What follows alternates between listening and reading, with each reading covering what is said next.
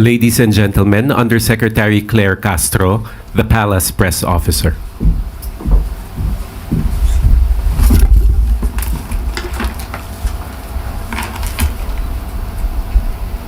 Magandang araw, Malacanang Press Corps. 20 pesos rice rollout sa Zapote Public Market, labis na ikinatuwa ng mga mamimili. Lubos ang tuwa ng mga residente at mga vendors sa Zapote Public Market nang bisitahin sila ng Pangulo ng personal na pinangunahan ang paglulunsad ng benting bigas mayroon na sa mga pampublikong pamilihan. Para sa mga senior citizens, ang benting bigas ay malaking bagay sa kanilang pang-araw-araw na gastusin, lalo na sa ibang beneficiaries na walang permanenteng hanap buhay. Totoong ginhawa ang nilalayong dalhin ng benting bigas sa mga mamamayan. Sa halip na tumungo sa malayong lugar, ang mga mamimili, inilapit na sa kanilang bilihan upang hindi na sila mahirapan sa pag-commute at pagbitbit ng nabiling bigas. Ang nais ng Pangulo, patatagin at palawakin pa ang sakop ng benting bigas. Mayroon na. Nang sa gayon, wala ng Pilipino ang magugutom. Mas pinaigting pa ng administrasyon ni Pangulong Ferdinand R. Marcos Jr. ang operasyon laban sa iligal na droga. Sa datos ng Philippine Drug Enforcement Agency o PDEA, mula July 2022 hanggang May 2025, umabot na sa 62.17 billion pesos na halaga ng dangerous drugs ang nakumpiska ng ahensya. Umabot na rin sa 110,563 anti-illegal drug operations ang naisagawa ng PDEA na nagresulta sa pagkahuli ng 149,020 na mga drug personalities kabilang ang 9,506 high-value targets. Mula July 1, 2022 hanggang May 31, 2025, umabot na sa 4,027 barangays ang naideklarang cleared sa illegal drugs. Ito ay sa ilalim ng Barangay Drug Clearing Program. Nakapagsampa na rin ang PDEA at iba pang law enforcement agencies ng kaso laban sa 141,827 drug suspects, kung saan 53,939 sa mga kasong ito ay naresolba at ang 47,438 ang nahatulan. Alinsunod na rin sa direktiba ng Pangulo na palakasin ang drug demand reduction activities upang malayo ang taong bayan sa illegal na droga. Umabot na rin sa 9,713 drug offenders ang nakakompleto ng reformation process habang 2,761 naman ang nabigyan ng hanapbuhay.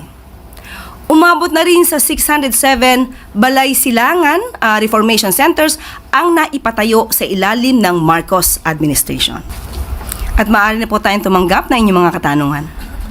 Just reminding everyone of the one question, one follow-up guideline. Eden Santos, Net 25. Good morning. Hello. Good morning po, Yusek. Kaugnay po nung binanggit ninyo about illegal drugs. Ano po? May we know po kung along mga barangay, kahit ilan lang po, no, yung 427,000 na binabanggit ninyo na na-cleared na sa illegal drugs? Okay, sa ngayon, yan pa lang po ang ating natanggap at wala po tayong detalye patungkol sa barangay. Hingin po natin mula sa PDEA at ibang law enforcement agencies yung sinasabi po nating barangay. Okay. Follow-up lang po. Saan pong area itong Balay Silangan Drug Centers? Para yung address po. O sige po, mamaya po ibibigay ko po sa inyo yung exact address. Okay, salamat po. Thank you. Next question, Pia Gutierrez, ABS-CBN. Hi, ma'am. Si DILG Secretary Remulla po says that he will ask President Marcos for authority to suspend classes tuwing may bagyo. Sabi po niya, mas madaling mag-coordinate pag sa DILG daw po magagaling yung suspension ng classes. Ano po ang masasabi ng Pangulo tungkol dito, and does the palace see the wisdom behind this? Sa ngayon po ay wala pa pong opisyal na sagot ang ating Pangulo patungkol sa suggestion po ni Secretary John Vic Remulla. At ito po ay pag-aaralan dahil kung ito naman po ay makakabuti sa mas nakakarami, pag-aaralan po ito at magbibigay ng maaaring tugon ng Pangulo patungkol dyan. Pero as of the moment, ang kung ano yung nagiging sistema natin sa kasalukuyan kung saan ang mga liderato ng mga ahensya ng LGU na siyang nagbibigay ng kanilang utos o order kung mayroong mga suspensyon ng klase, yung po muna mananatili. Pero so far po, may nakikita po ba kayong areas of improvement, particular dito sa polisiya na ito, or yung kung paano po nagsususpend ng klase yung mga LGUs at ang mga paaralan? Lalo na po may mga magulang pa rin na nagrereklamo na minsan nasa school na yung bata saka palang magsususpend ng klase. Mas maganda po natin itanong ito sa mga liderato po ng mga LGUs. Kasalukuyan po kasi at paminsan-minsan medyo hindi rin po agad yata na ibibigay sa kanila yung mga information para po sila makapag-decide agad. Pero sa pamamagitan po ninyo at ng Taong Bayan, kung maaari pong makapagbigay agad ang mga heads ng LGUs ng mabilisang order o kanilang panukala kung dapat isuspende ang klase, dapat po talaga na mas mabilis para hindi pa po nakakalabas ang mga bata at mga magulang, hindi na po naiipit kung nagkaroon man ng baha o traffic. Ann Soberano, Bombo Radio. Yusek, good morning. Panahon na po ng tag-ulan at may mga bagyo na rin tayong inaasahan. So gaano po ba kahanda ang gobyerno para tugunan ang mga hindi inaasahang epekto dulot ng mga pag-ulan, pagbaha at mga posibleng bagyo na rin na paparating? May direktiba po ba si Pangulong Marcos doon sa mga concerned agencies and sa mga local government units? Yes, totoo po yan. Papanahon na po talaga dahil ngayon ay Hunyo at nararamdaman na po natin ang tag-ulan. Kagabi lamang po ay malakas ang ulan sa aming lugar. Sa inyo siguro ay malakas din ang ulan. Pinag-utos na po ng Pangulo na agaran po ang paglilinis ng mga drainage dahil ito po ay makakatulong po na maiwasan ang mabilis na pagbaha, lalo-lalo na po dito sa Metro Manila.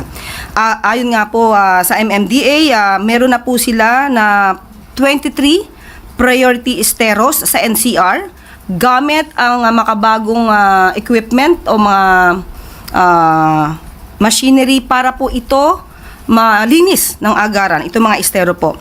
At maliban po dyan, pinag-utos din po sa DOLE at saka sa DPWH. Bakit po? Dahil po maaasahan po natin yung mga tupad beneficiaries na tumulong sa paglilinis ng ating mga estero. At para naman po sa MMR or rather MMDRRMC, kailangan po yung local disaster offices ay maging handa bilang first responders sa mga ganitong klaseng mga pagkakataon.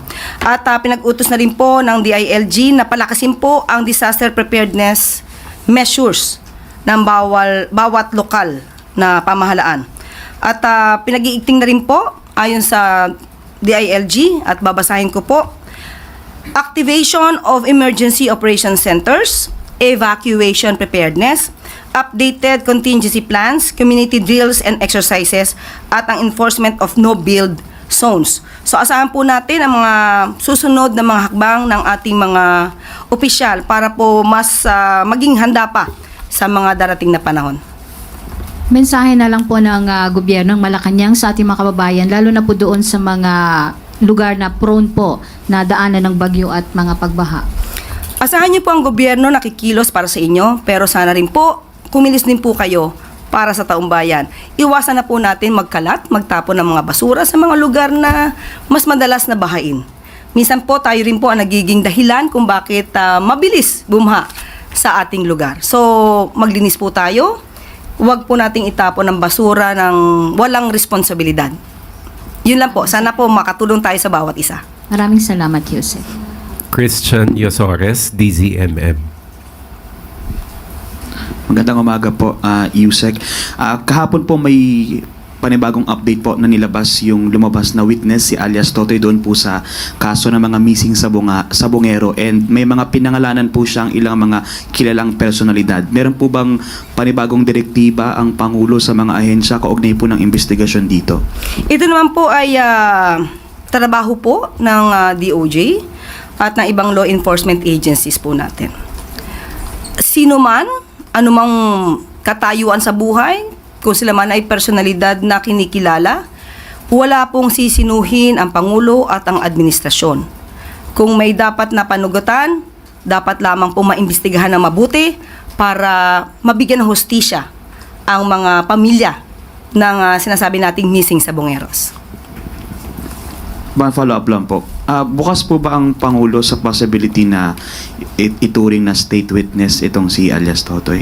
Depende po to sa makikita po ng DOJ, i-evaluate po ang testimony niya at kung sino pa yung ibang mga witnesses na pwedeng gawing state witness. Depende po yan sa kanilang katapangan, sa katotohanan na sasabihin nila at yung pagkakataon na mag-recant sila ng kanilang mga testimony.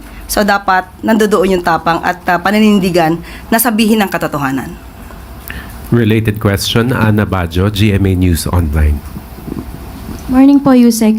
Ma'am, may mga information na itong si alias Totoy, si Julie Dondon Patidongan ay tumakbong mayor po sa Barobo, Surigao del Sur under Partido Federal ng Pilipinas which the President chairs.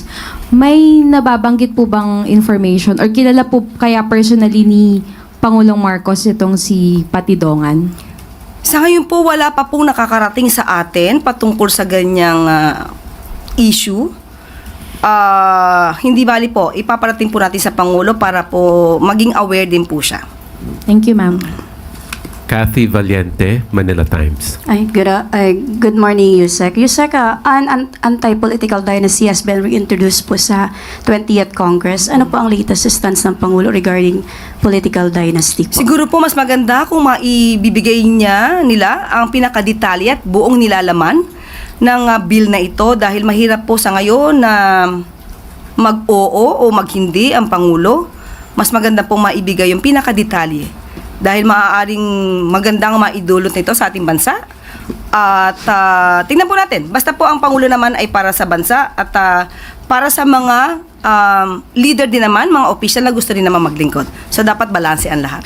Pero ma'am, will he support such a law given na the President himself comes from a political family po?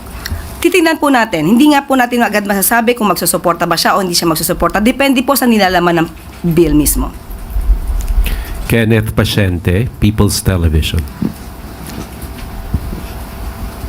Hi ma'am, good morning. Ma'am, naghain po ng panukalang batas si Senator Ping Lacson na layong i-regulate po yung paggamit ng internet ng mga minors dahil sabi po niya batay sa pag-aaral ay posible po itong magresulta sa mental health issues. Ano po yung pananaw dito ng palasyo po? Muli, kung ano yung makakabuti sa ating mga kababayan, lalong-lalo na sa mga kabataan. Kung ito po talaga ay magkakos ng mental health issues, sususugan din po ng Pangulo yan at makakakuha siya ng suporta. Basta po ito ay para sa taong bayan at lalong-lalo na para sa kabataan. Leth Narciso, DZRH. Good morning, Yusek. President Marcos expressed openness to legalizing divorce when he came to office, but he urged that the process should not be made easy.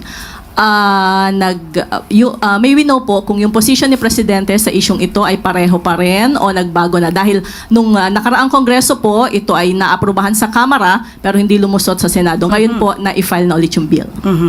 Sa ngayon po ay wala pa pong klarong stance ang Pangulo patungkol sa divorce bill. Sabi nga po natin, mas maganda po talagang makita kung ano yung nilalaman ng provision sa sinabi nating divorce bill. Dahil sa ating pagkakaalam, ang karaniwan doon sa mga provisions or sa mga dahilan para i-approve ang legal separation ay sinama nila para maging dahilan na rin para mapawalang bisa ang kasal. Hindi lang through legal separation. So, mas magandang maaral kung papaano ito. Dahil tandaan po natin, kahit po ang simbahan naman po ay nag-aalaw ng annulment. Kaya may tinatawag tayong church annulment. Dahil ang simbahan, kahit po ang simbahang Katoliko, ay naniniwala na may mga pagkakataon na ang dalawang mag-asawa, kung hindi na po talaga kakayaning magsama, ay dapat na pong paghiwalayin. Kaya po may tinatawag tayong mga church annulment. So, tingnan po natin at kung ano po ang muli, kung ano ang magiging maganda para sa taong bayan. Pero mas maganda po sana, at yun din po ang nais ng Pangulo na mas paigtingin natin ang magandang pagsasama ng mag-asawa. Mas palawigin natin na mas marisolba ng bawat mag-asawa ang kanilang problema para maayos ang kanilang pamilya. Hindi lang para sa kanilang dalawa, kundi para sa kanilang mga anak. So may chance po ba na suportahan niya ito ngayong 20th Congress? Depende po. Muli, kapag ka po maganda yung provisions at makikita rin po natin na ang bawat simbahan ay umaayo na ito ay dapat at nararapat, maaari po itong bigyan ng magandang tugon ng Pangulo. Clazel Pardilla, People's Television. Good morning po, Yusek. 20 pesos a kilo of rice is now available to more areas. However po, farmers worry that it could affect traders buying price of palay at i-justify po ng mga traders yung pamamarat. How will the government respond to this at warning po sa mga traders na magta-take advantage sa mga magsasaka? Salamat po. Yan po ang ginagawa yatang dahilan para ng mga traders para bumili na mas mura na palay mula sa mga farmers. Yan po ay walang katotohanan ayon sa DA dahil mas bumibili sila ng marami at bumibili sila ng mas marami na palay na hindi makakaapekto sa presyo pagbili ng NFA sa mga farmers. So, ang panawagan po ng gobyerno at ng pamahalaan, ang mga farmers na nakakaranas ng ganitong klaseng pagtrato ng mga traders at gusto nilang murang bilhin ang mga palay dahil ginagamit nilang excuse itong 20 pesos na programa ng Pangulo. Sabihin lamang po sa amin, sa DA, sa DILG, sa DOJ, at kami po ang magdidemanda sa mga traders na umaabuso. Muli, sa mga farmers natin, sa mga magsasaka natin, huwag po kayo matakot. Basta lamang kumpletuhin nyo ang inyong mga ebidensya hanggat maaari para po ito ay maging dahilan sa amin para sila ay habulin at idemanda. Maaari po kasi ito maging kaso na economic sabotage. Kaya wag po kayong atubili na magsumbong sa amin. Finally, Ivan Mayrina, GMA Integrated News. Yusek, base sa inilabas na country classifications ng World Bank, nananatili ang Pilipinas sa kategoryang lower middle income. Ito'y sa kabila ng target na maging upper middle income ang Pilipinas ngayong taong ito. What does the palace have to say about this at ano kaya ang naging pagkukulang at bakit ganito naging resulta? Okay, inaamin po natin sa ngayon ay hindi pa po natin natutulay ang papunta sa upper middle income status. Pero maganda naman po ang nagiging progreso ng ekonomiya dahil sa gumagandang gross national income per capita simula 2024. Pero muli, pag-iibayuhin pa rin po ng pamahalaan para po kung ano man ang ating ninanais ng Pangulo para po sa ating ekonomiya at para sa taong bayan, pipilitin po natin itong maabot. Kahit po siguro mayroon pang mga kondisyon globally sa mga nangyayari ngayon, dodoblehin pa rin po ang pagsisikap ng pamahalaan para po mas maabot natin ang ninanais na maitawid natin ito sa pagiging upper middle income status. Meron po bang gagawing tweaks ang gobyerno sa mga plans and programs to prop up the economy? And is the Marcos administration still confident that we can realistically achieve this goal within its term? Yes.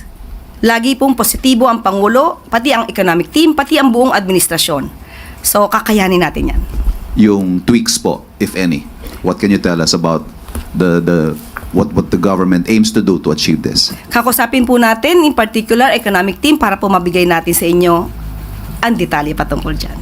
Sorry ma'am, idadagdag ko lang, related naman do sa tanong ni Pia tungkol sa pagsususpindi ng klase. Sa isang banda, of course, nais po ng mga lokal na pamahalaan na maging ligtas sa mga mag-aaral.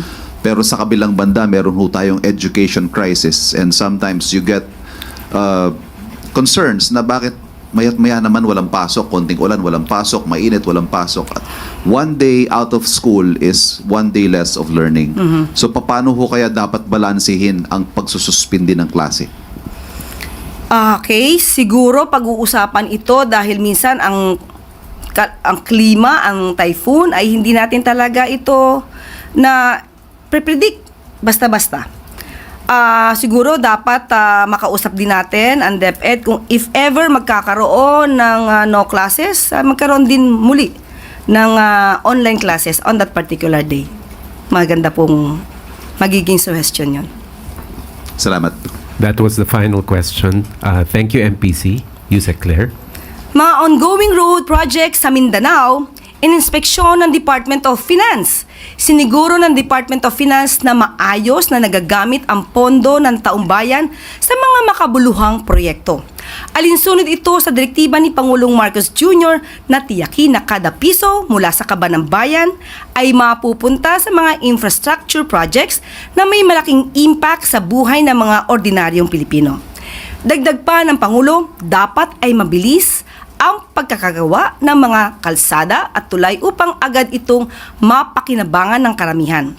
Binisita ng DOF kasama ang DPWH at ADB ang RT Lim Siocon Road na bumabagta sa Zamboanga Sibugay at Zamboanga del Norte. Tinaguriang Economic Growth Corridor ang nasabing proyekto dahil inaasahang mapapabilis nito ang economic development sa dalawang probinsya at buong Mindanao. Nasa 24.6 kilometers ang kabuuang haba ng ginagawang kalsada, kabilang ang 6 na bagong tulay. Sa ngayon ay nasa 95% completion na ito at inaasahan namang mabubuksan na sa publiko sa darating na Setyembre. Mabilis na daloy ng mga produkto, pasahero at serbisyo publiko ang maaasahan ng mga mamamayan sa pagtatapos ng proyekto. Patunay lamang ito ng pagtupad ng administrasyon sa pagpapaunlad ng bayan, walang rehiyon ang maiiwan. Goodbye gutom, iyan ang sambit ng mga residente ng Barangay San Isidro, Pampanga dahil sa pagbunga ng kanilang community garden. Patuloy ang pag-unlad ng 7,000 square meters na Barangay Community Garden sa pangunguna ng Proyekto Lawa at Project Binhi ng DSWD. Tumungo si Welfare Secretary Rex Gatchalian sa Barangay San Isidro para kumustahin ang mga beneficiaries at samahan sila sa pagtatanim. Nilalayon ng mga proyekto na ito na gawing self-sufficient ang beneficiaries at matuto sila ng tamang paraan ng pagtatanim ng gulay.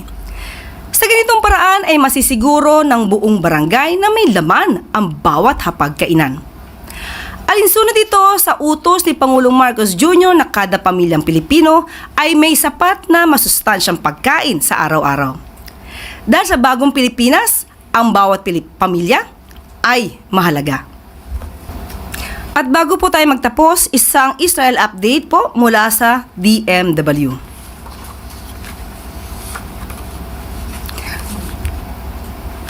Sa kasalukuyan, yan po ang pinaka-update as of July 2025.